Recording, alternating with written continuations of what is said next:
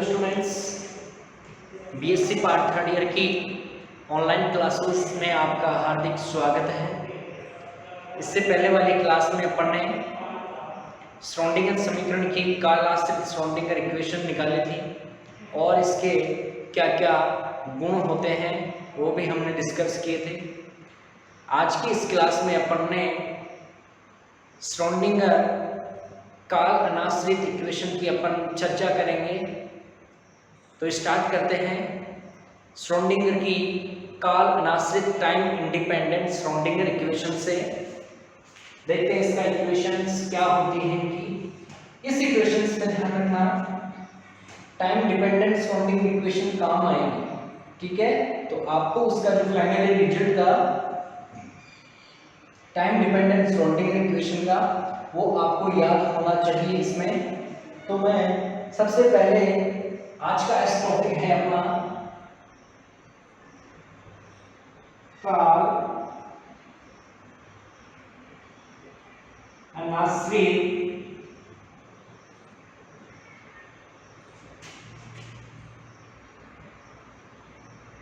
Schrodinger equation काल अनाश्रित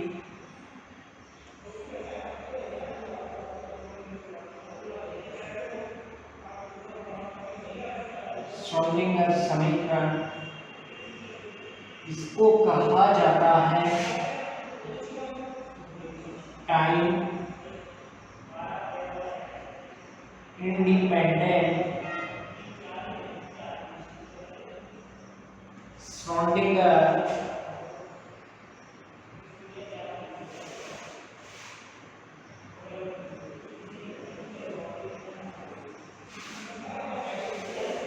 time independent Schrodinger equation. इससे पहले वाली इक्वेशन थी टाइम डिपेंडेंट श्रोडिंगर इक्वेशन, जो कि इस इक्वेशन में काम आएगी। देखते हैं। और आप लोगों को यह पता भी होगा और नहीं भी पता है तो आज बता देता हूं कि अपने फिजिक्स में, भौतिक विज्ञान में बहुत सी घटनाएं होती रहती हैं, यानी कि बहुत सी घटनाओं पर आधारित है।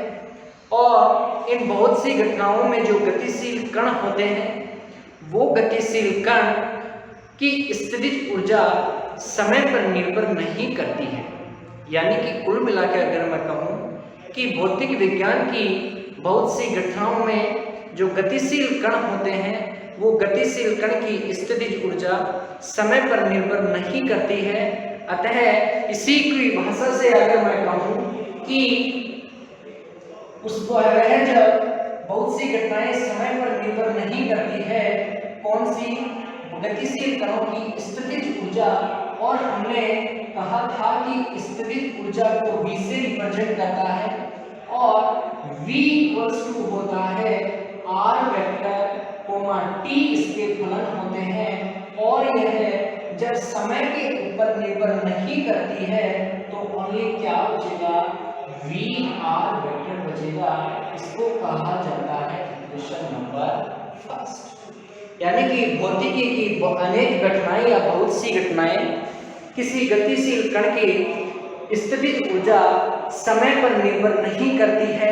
अतः जब गतिशील कण की स्थितिज ऊर्जा समय पर निर्भर नहीं करे तो इसको लिखा जा सकता है V are vector comma t equals to क्या होता है, वी आर वेक्टर होता है। First equation. सेकेंड इक्वेशन की अगर बात करें तो सेकेंड इक्वेशन में हमने माना था कि जब कोई फलन, तरंग फलन किस किस का फलन होता है, r वेक्टर और t का होता है, तो यहाँ पे साइन r वेक्टर जो फलन होता है वह स्थिति सदिश होता है और जो t होता है वो समय का फलन हो। तो इस प्रकार से इक्वेशन को भी निम्न प्रकार लिखा जा सकता है, साइन r वेक्टर से यह स्थिति के फलन को प्रदर्शित करता है, जबकि जो t होता है इसको मैं फाई t से लिख रहा हूं, यह समय के प्रदर्शित करता है। ओके, इक्वेशन नंबर 1 और 2 समझ में आया।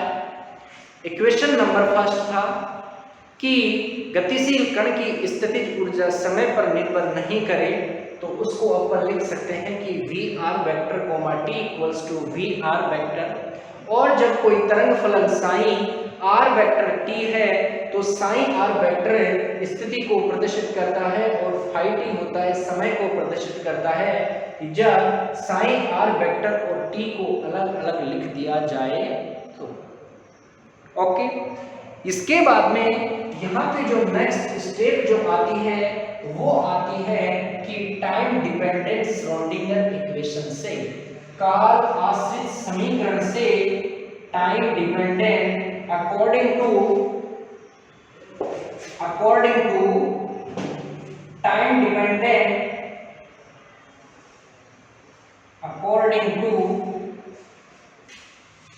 डिपेंडेंट श्रोडिंगर इक्वेशन से,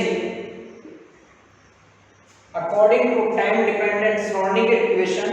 तो टाइम डिपेंडेंट श्रोडिंगर इक्वेशन थी हमारी आइटा एच का delta sign upon delta T, और साइन के फंक्शन में क्या क्या था आर वेक्टर कोमा टी। आप इसको चाहो तो साइन में लिख सकते हो, और साइन हम जानते हैं कि साइन का फंक्शन में क्या लेके चल रहे हैं आर वेक्टर कोमा टी। थोड़ा ये लंबा हो जाएगा, इसकी जगह आप साइन भी लिख सकते हो। आप साइन की जगह साइन आर कोमा टी इसको लास्ट में पुट कर सकते हो, कोई इश्यू नहीं है। इक्वल्स टू था माइनस का आइटा एच का delta sign upon delta t minus का एच कट का square upon 2m delta square sign are vector comma T plus V are vector comma T sign are vector comma t. यही equation थी क्या time dependent Schrodinger equation, यही थी क्या, यही equation थी कि iota H cut delta sign upon delta T equals to minus का एच कट का square upon 2m del square sign are comma T plus का V are vector comma T sign are vector comma T. यह equation थी अपनी time dependent Schrodinger equation. अब यहाँ पे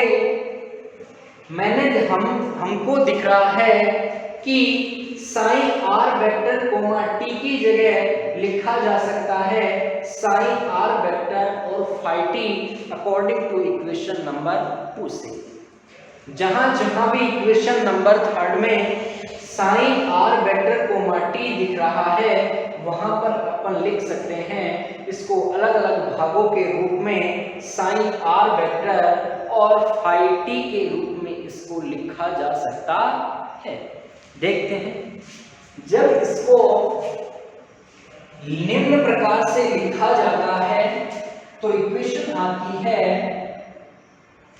iota H का as it is sine are vector comma T की जगह में इक्वेशन नंबर 2 से लिख रहा हूं sign are vector phi T iota H का delta upon delta T as it is, इसकी जगह लिख रहा हूं sign are vector phi T okay equal to minus का एच का स्क्वायर अपॉन 2m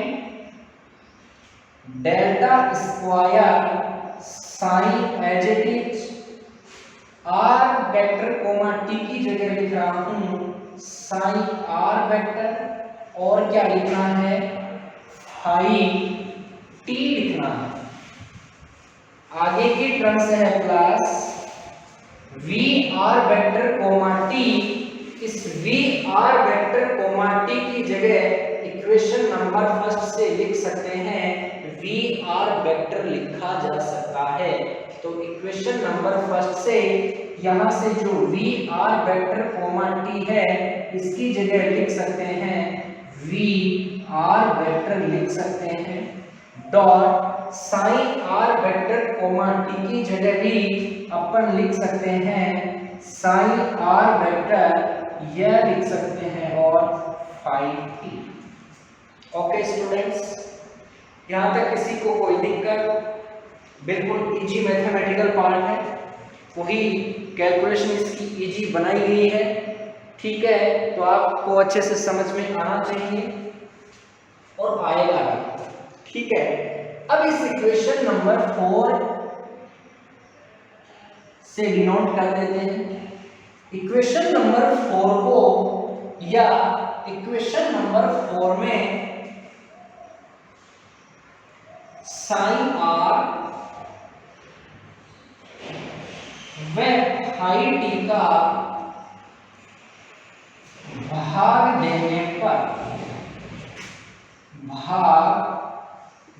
पर साइन आर वेक्टर और फाई टी का भाग देने पर जब इसमें भाग दिया जाता है तो इक्वेशन आएगी आइटा एच का delta upon delta t sign are vector phi t divided कर रहा हूं इसको साइन आर और फाई टी से इसको डिवाइड कर रहा हूं। तो देखो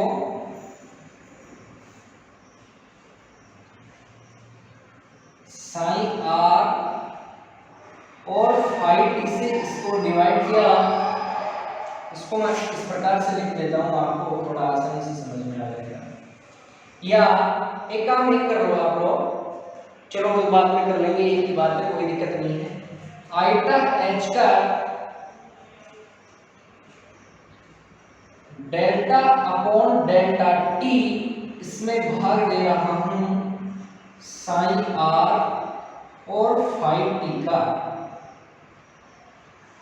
साइन आर और फाई टी का, थोड़ा छोटा लिखता हूं इसमें। आइटा एच का साइन आर फाई टी को डिवाइड कर रहा हूं delta upon delta T as it is, और यह आया साइन आर। यहाँ पे इस साइन आर वेक्टर को मैं पहले लिख लूं, अगर इस इक्वेशन से पहले लिख लेता हूं तो यहाँ पे आएगा साइन आर वेक्टर को मैंने पहले लिखा divided by delta upon delta T, यह हो जाएगा फाई टी इक्वल टू, इस इक्वेशन में क्या करते हैं माइनस का h का square upon 2m H it is delta, या इसको फाई टी को बाहर ले लेता हूं और डेल्टा की जगह यहाँ पे डेल्टा स्क्वायर और साइन आर वेक्टर को तरंग फलन को साथ में लेता हूं, तो यह हो जाएगा फाई टी और डेल्टा स्क्वायर हो जाएगा साइन आर वेक्टर, लिख सकते हैं। प्लस सॉरी, इसमें डिवाइडेड भी तो करना है अपने को, साइन आर वेक्टर और फाई टी का डिवाइड करना है। आगे की टर्म्स है plus V are vector sine are vector phi t divided by sine are vector phi t, right. जो कट रहा है उसको काट देते हैं। यहां से यह डिफरेंशियल टी की रेस्पेक्ट में कर रहा है, इसलिए इसके डेल्टा अपॉन डेल्टा टी के साथ में फाई टी को लिखा है। ठीक है, यहाँ पे जो फंक्शन होता है साइन आर वेक्टर तरंग फलन होता है, वो स्थिति पर निर्भर करता है, इसलिए इसको डेल्टा स्क्वायर के साथ में इसको लिखा है, क्योंकि ये लाप्लास ऑपरेटर है जो कि स्थिति के तीन निर्देशांक del upon del x, del upon del y और डेल अपॉन डेल जेड के ऊपर डिपेंड करता है, इसलिए यहाँ पे इसको फाई टी को बाहर निकाला है और डेल स्क्वायर के साथ में साइन आर वेक्टर को निकाला है। यहाँ पे जो t होता है टाइम के ऊपर डिपेंड कर रहा है, इसलिए साइन r को बाहर निकाला है और phi t के डेल अपॉन डेल t के साथ में क्या लिखा है, phi t लिखा है। क्लियर? जो चीज कट रही है उसको यहाँ से कैंसिल आउट कर देते हैं, यहाँ से phi t से phi t कट रहा है और यहाँ से sin r vector phi t से sin r vector t cut रहा है। जो चीज यहाँ पे बच रही है उसको लिख लेते हैं आइटा h का phi t delta upon delta t और यह बच रहा है phi t equal to minus का h कट का स्क्वायर अपॉन 2m, यहां से यही बच रहा है और आगे बच रहा है delta square sign r vector upon sine r vector, right. आगे के टर्म्स में बच रहा है only v r vector. Okay, इसके बाद में अपन क्या करते हैं कि इस इक्वेशन का जो LHS पार्ट होता है, LHS पार्ट आइटा h का phi t delta phi t upon delta t होता है, यह ऊर्जा को प्रदर्शित करता है। जब ऊर्जा E को प्रदर्शित करता है तो E इक्वल्स टू हो जाएगा आइटा h कटे upon phi t delta phi t upon delta t। यह इक्वेशन जब ऊर्जा को प्रदर्शित करती है तो इसकी जगह लिखा जा सकता है E equals to iota h cut की फॉर्म में इसको लिखा जा सकता है। तो देखते हैं कि जब इक्वेशन नंबर 5 में आप चाहो लिखना चाहो तो लिख सकते हो, जब इक्वेशन नंबर 5 में LHS भाग ऊर्जा को व्यक्त करता है,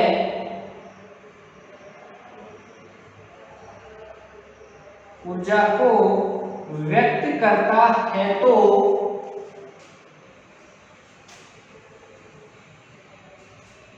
LHS भाग ऊर्जा को व्यक्त करता है तो E इक्वल्स टू हो जाएगा आइटा h का upon phi t delta upon delta t और यह हो जाएगा phi t।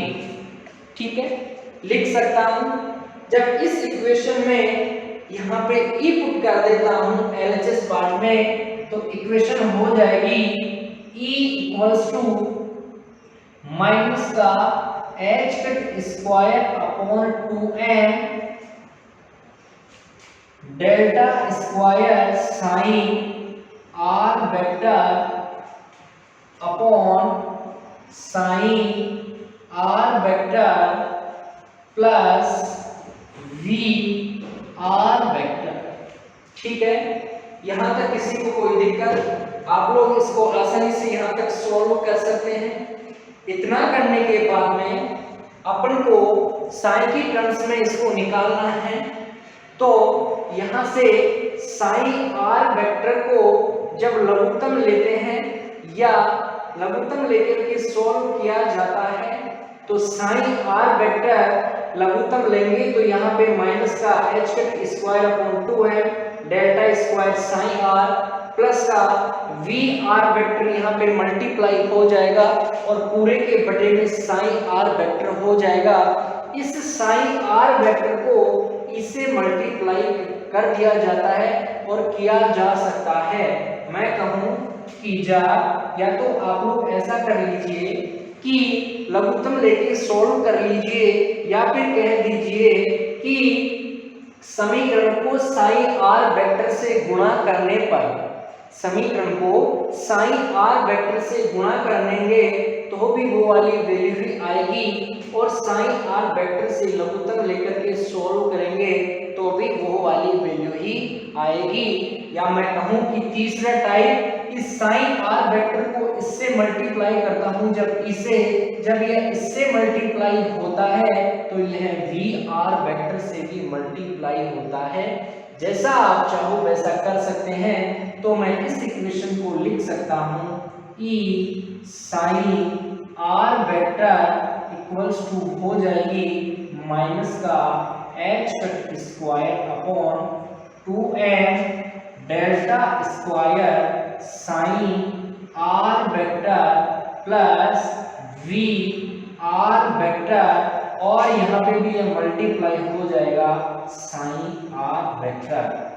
ठीक है, यह जो इक्वेशन आती है, यह इक्वेशन ये स्क्वायर एच का स्क्वायर, ये डेल स्क्वायर, यह जो इक्वेशन अपने पास फाइनली आती है, यह इक्वेशन अपन कह सकते हैं कि श्रोडिंगर समीकरण की कालनाश्रित श्रोडिंगर समीकरण कहलाती है। और इस इक्वेशन को नाम दिया 6। यह इक्वेशन क्या कहलाती है? Time independent Schrodinger equation. तो अपन कह सकते हैं कि this equation is known as time independent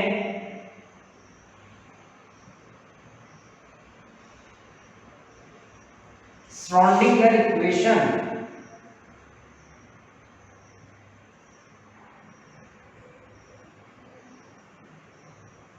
Right? Equation number 6 is known as time independent Schrödinger equation। समीकरण 6 को श्रोडिंगर की कालनाश्रित समीकरण कहा जाता है। ठीक है, अब अपन क्या करते हैं इसके बाद में, या तो आपके एग्जाम में यहाँ तक पूछे कि श्रोडिंगर की कालनाश्रित समीकरण को व्युत्पन्न कीजिए, तो आपको यहाँ तक करना है। और यह भी पूछ सकता है कि सिद्ध कीजिए कि श्रोडिंगर की कालनाश्रित श्रोडिंगर समीकरण में प्रायिकता केवल स्थिति का ही फलन होती है, यह भी प्रूव करवा सकता है आपसे। ठीक है, तो आपको भी अपन देखते हैं कि इसकी प्रायिकता प्रोबेबिलिटी होती है, वो स्थिति का फंक्शन होती है कि नहीं होती। हमने स्टार्टिंग में कहा था कि स्थितिज ऊर्जा गतिशील कण की स्थितिज ऊर्जा समय के ऊपर निर्भर नहीं करती है, केवल स्थिति के ऊपर ही डिपेंड करती है कि उसकी पोजीशन क्या होती है। तो अपने को प्रूव करना है कि इसकी जो प्रोबेबिलिटी होती है वो केवल एंड केवल स्थिति का ही फलन होती है, स्थिति पर ही निर्भर करती है। यह अपने को चेक करना है। और इससे चेक करने से पहले समीकरण 6 का भी अपन एक हल निकालेंगे कि इसका क्या हल होता है। इसका हल निकालने के लिए अपन स्टार्ट करते हैं। E इक्वल्स टू हमारे पास होता है कि ऊर्जा E इक्वल्स टू, इसको आप चाहो तो इक्वेशन नंबर ए दे लेना, from by equation number first से आगे की मैं सोल्व कर रहा हूं, आगे की इसी इक्वेशन में कि फ्रॉम समीकरण नंबर ए से, समीकरण ए थी E equals to iota H cut upon phi t delta phi t upon delta t, E equals to iota H cut phi t delta phi t upon delta t. देखो यहां से iota H cut को इस E के नीचे भेज देता हूं, तो E इक्वल्स टू आ जाएगा आइटा एच कट और बचेगा 1 अपॉन फाई टी इक्वल और डेल्टा फाई टी अपॉन क्या बचेगा, डेल्टा टी।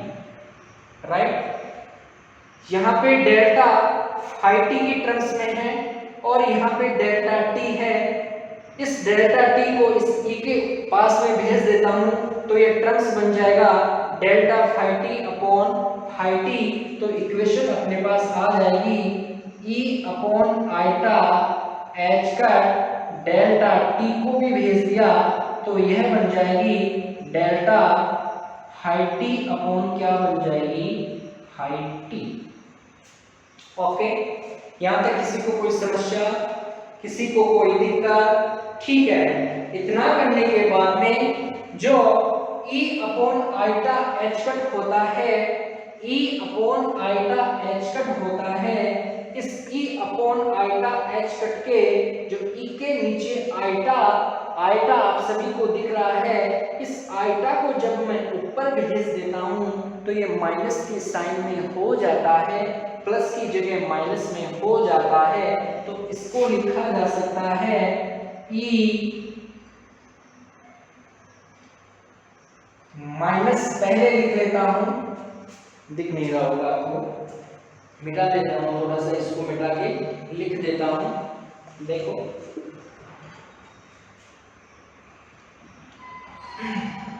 जब आइटा ऊपर जाएगा तो माइनस का iota E upon h cut हो जाएगा, डेल्टा टी हो जाएगा और इक्वल टू ये हो जाएगा डेल्टा हाई टी अपॉन क्या हो जाएगा, हाई टी। राइट, यहां तक किसी को कोई दिक्कत? इस आइटा को अपन ने सिर्फ ऊपर किया है, ठीक है। इसके बाद में अपन करते हैं इसका इंटीग्रेशन किया जाता है, इसका इस इक्वेशन का समाकलन करने पर, समाकलन करने पर जब इसका इक्वेशन का समाकलन किया जाता है तो क्या रिजल्ट आता है, माइनस का iota E upon h cut as it is delta t का हो जाएगा टी इक्वल्स टू ये 1 अपॉन फाई टी की टर्म्स में ले लेते हैं तो इसको अपन लिख सकते हैं डेल्टा की फॉर्म में, delta phi t upon phi t, ये 1 अपॉन एक्स का हो जाता है, इसका क्या हो जाएगा, log x होता है, लेकिन x की जगह यहाँ पे फंक्शन क्या है अपने पास, फाई टी है, और प्लस का c, यहाँ पे कोई स्थिरांक होता है, एक नियत कांस्टेंट राशि होती है, तो माइनस का iota et upon h cut equals to log phi t हो जाता है, और c यहाँ पे क्या होता है, कोई कांस्टेंट राशि होती है जिसकी वैल्यू एज ए क्या होती है, 0 होती है, एज ए क्या होती है, 0 होती है। तो इस इक्वेशन को फाइनली जब c इक्वल्स टू 0 हो जाएगा तो यह इक्वेशन बन जाएगी माइनस का आइटा et अपॉन, वहां पे थोड़ा मैं इधर लिख देता हूं थोड़ा और क्लियर वर्ड में, ठीक है। तो यहाँ पे इसको मिटा दूं, यहाँ पे समझ में आ गया होगा आपको, चलो ठीक है। देखो अभी अपने को लास्ट फाइनली इसका निकालना है कि यह इक्वेशन औलिक स्थिति का ही फलन होती है। देखो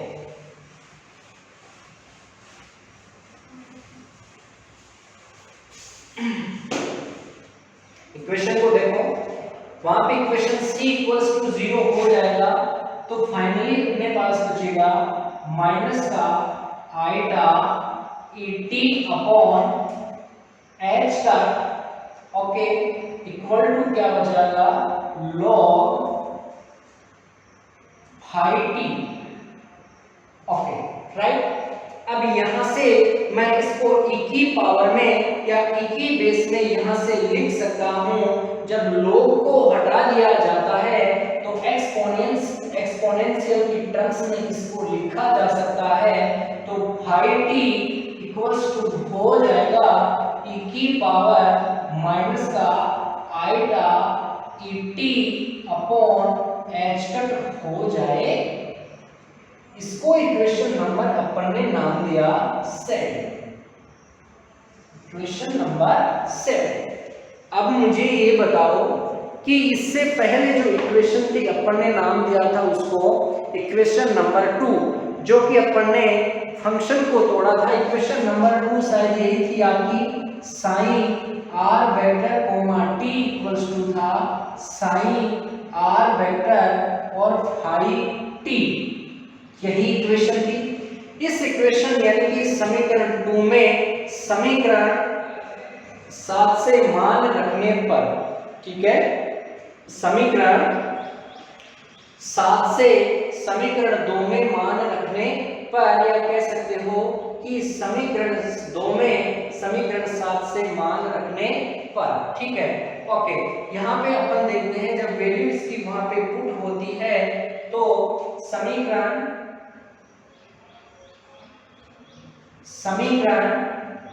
2 दिया था कि एक उसको उस इक्वेशन को कौन सी इक्वेशन नंबर दी थी आपने, मेरे अकॉर्डिंग आपने उस इक्वेशन नंबर 2 ही दिया था।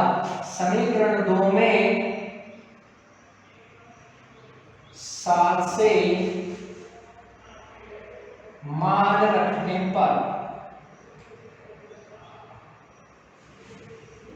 2 में 7 से मान रखता हूं तो इक्वेशन नंबर 2 थी, अरे यही थी equation number 2, sine are vector comma t equal to sine are vector और फाई टी की जगह अपन को लिखना है e की पावर माइनस का आइटा टी अपॉन क्या होगा h होगा, ठीक है। इस इक्वेशन को अपन ने कहा इक्वेशन नंबर 8। यहां तक किसी को कोई दिक्कत, ठीक है। अब क्या करते हैं, अपने को इसकी प्रूफ करना है कि प्रायिकता किसका फलन होती है, स्थिति का फलन होती है कि नहीं होती है, ये अपने को चेक करना है। आप लोग इसको यह भी कह सकते हैं कि यह जो इक्वेशन आई थी, कहां तक इक्वेशन थी अपनी, सराउंडिंग इक्वेशन का था, और इस इक्वेशन के बाद में यह जो इक्वेशन आई थी कि iota phi t equals to की पावर माइनस का टी अपॉन h कट था, या आप लोग कह सकते हैं कि sine are vector comma t equals to sine are vector e की पावर माइनस का iota t upon h cut होता है। यह समीकरण नंबर 8 समीकरण 6 के हल को प्रदर्शित करता है। इसके यह किस प्रकार से इसका लास्ट ऑफ फाइनली आता रिजल्ट आता है, इसको व्यक्त करता है। इसके बाद में अपन को प्रूव करना है कि प्रायिकता केवल स्थिति का ही फलन होती है। तो हम जानते हैं कि जो प्रायिकता होती है, प्रोबेबिलिटी होती है, जो प्रोबेबिलिटी होती है, इसको P से प्रदर्शित किया जाता है, और P इक्वल्स टू अपन लिख सकते हैं कि sine are vector comma T equals to mod of square होता है, और इस मॉड ऑफ स्क्वायर को लिखा जा सकता है sign are vector comma T dot psi asterisk are vector comma T से इसको लिखा जा सकता है। यहाँ पे इस एस्टिस का मतलब जो स्टार दिख रहा है, इसका एस्टिस भी कहा जाता है। इसका मतलब होता है कि जो साइन की जो वैल्यू होती है, साइन की वैल्यू का जस्ट अपोजिट यानी कि चिन्ह परिवर्तित हो जाता है, और चिन्ह भी उन्हीं का परिवर्तित होता है जो आइटा के मल्टीपल में होता है। जहाँ पे आइटा प्लस का होता है वहाँ पे माइनस का हो जाता है, और जहाँ पे आइटा माइनस का होता है वहाँ पे आइटा प्लस का होता है, और दोनों की वैल्यू सेम होती है। साइन आर वेक्टर टी की सहायता से अपन इसको इजीली ज्ञात की जा सकती है, इसकी वैल्यू। देखते हैं आगे। जब हम देखते हैं इक्वेशन नंबर 8, इक्वेशन नंबर 8 की सहायता से साइन आर वेक्टर और टी की वैल्यू हमें ज्ञात है, और जो psi asterisk psi are vector comma T की अपने को वैल्यू निकालनी है। तो इक्वेशन नंबर 8 का कॉम्प्लेक्स कॉन्जुगेट लेते हैं सम्मिश्र संयुग्म लेने पर। इक्वेशन नंबर 8 का कॉम्प्लेक्स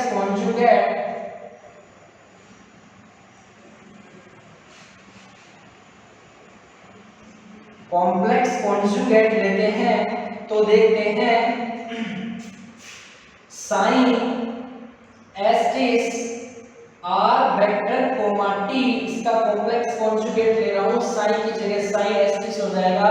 जहां पे इस फंक्शन में आइटा के मल्टीप्लाई में जो साइन आता है वो माइनस की जगह प्लस और प्लस की जगह माइनस हो जाता है, इक्वल टू साइन की जगह psi asterisk are vector dot E की पावर माइनस का आइटा है, यहाँ पे हो जाएगा प्लस का आइटा ई की पावर टी अपॉन हो जाएगा एच का, और इसको कहा इक्वेशन नंबर 9। ठीक है, अपने को इक्वेशन नंबर 8 से psi are vector comma T की वैल्यू पता है, और इक्वेशन नंबर 9 से psi asterisk are vector comma T की वैल्यू पता है। इन दोनों की वैल्यू जब इक्वेशन नंबर, इसको नाम दे दो आप बी, इक्वेशन नंबर बी में पुट किया जाता है तो क्या आता है कि इससे पता लग जाता है कि यह स्थिति का फलन होता है कि नहीं होता है, स्थिति के ऊपर निर्भर करता है कि नहीं करता है, इसकी जांच की जाती है। देखो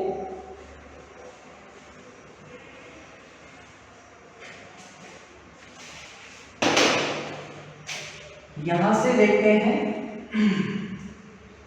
इक्वेशन नंबर 8 और 9, equation number 8 and 9 put in equation B, equation B में पुट करते हैं तो probability P equals to sine are vector comma T की जगह हमको लिखना है sign are vector, equation number 8 से e की पावर माइनस का आइटा ई टी अपॉन क्या हो जाएगा h का, राइट, डॉट आगे है साइन एस्टिस आर वेक्टर और टी वेक्टर, इसकी वैल्यू इक्वेशन नंबर 9 से लिखा जाता है तो psi asterisk are vector dot E की power iota E T upon हो जाएगा एच, राइट। अब देखो मल्टीपल में साइन है, आइटा यहाँ पे प्लस माइनस का है और यहाँ पे क्या है प्लस का है। इस सिचुएशन में जब दो साइन, दो चीजें एक समान हो और साइन अलग अलग हो तो वो बोथ आर कैंसिल हो जाती है। क्या बचेगा, प्रोबेबिलिटी P इक्वल्स टू बचेगा sine are vector dot sine s, क्या बचेगा आर वेक्टर, और इस कंडीशन में इसको इसी प्रकार से लिखा जा सकता है तो sine are vector mod of का स्क्वायर अपन कह सकते हैं कि प्रायिकता होती है, समय पर निर्भर नहीं करती है, यह केवल स्थिति का ही फलन होती है और स्थिति पर ही निर्भर करती है। यह इस इक्वेशन को आप कह सकते हैं 10, यानी कि इस इक्वेशन नंबर 10 से यह सिद्ध होता है कि काल अनाश्रित श्रोडिंगर समीकरण होती है वह समय पर निर्भर नहीं करती है, ओनली ऑन स्थिति के ऊपर ही डिपेंड करती। ओके, जैसे भी करवा सकता है आपसे, डायरेक्टली यह दे सकता है काल अनाश्रित श्रोडिंगर समीकरण का व्यंजक उत्पन्न कीजिए और सिद्ध कीजिए कि यह केवल स्थिति पर का ही फलन होती है या स्थिति के ऊपर ही निर्भर करती है इसकी प्रायिकता। ओके स्टूडेंट्स, ठीक है, आज की क्लास में इतना ही। नेक्स्ट क्लास में अपन देखेंगे कि टॉपिक होगा अपना, नेक्स्ट टॉपिक होगा वो होगा प्रायिकता धारा घनत्व। ठीक है, प्रायिकता धारा घनत्व होगा और यह प्रायिकता धारा घनत्व होगा वो नेक्स्ट क्लास में होगा और इसको प्रोबेबिलिटी करंट डेंसिटी भी कहा जाता है। प्रायिकता धारा घनत्व प्रोबेबिलिटी करंट डेंसिटी कहा जाता है। इसका अपन व्यंजक निकालेंगे और इसके व्यंजक में ध्यान रखना स्टूडेंट्स, जो फॉर्मूला काम आएगा वो काम आएगा काल आश्रित टाइम डिपेंडेंट श्रोडिंगर इक्वेशन काम में आएगी और यह इक्वेशन से ही अपन को प्रायिकता धारा घनत्व निकालना है, प्रोबेबिलिटी करंट डेंसिटी निकालनी है और इसमें भी क्या करना है मैं आपको पहले बता देता हूँ कि प्रोबेबिलिटी करंट डेंसिटी में भी अपन कॉम्प्लेक्स कॉन्जुगेट का सम्मिश्र संयुग्मी में उसमें बना करके या उसमें कॉम्प्लेक्स कॉन्जुगेट बनाएंगे और फिर उसके बाद में इसको सॉल्व करेंगे तो आगे साइंस स्टार और साइंस से उसमें देखो आगे क्लास में बताएंगे, ठीक है। जैसे आगे क्लास आएगी अभी मैं बताऊंगा तो कोई उसका फायदा तो है नहीं, आपको सॉल्व ही करेंगे उसको आप, ठीक है।